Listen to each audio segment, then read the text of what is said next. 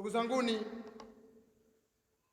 tukirudi katika unwani ya muhadhara wetu ambao tunabainisha baadhi ya shubha ambazo amekuja nazo Abu Musa katika muhadhara wake alioufanya, na baada ya muhadhara huo akatoa taaliki Sheikh Abul Fadhl, naye akaitaja sehemu ya hadithi moja.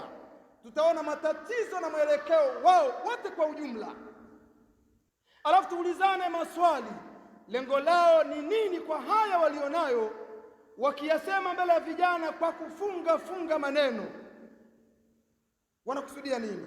Lakini majawabu pia tutayaona kutoka kwenye akwali za wanawachuoni, kutaka kuwanyamazisha vijana, kutaka kuwanyamazisha maduati, na mifano tuko nayo mingi.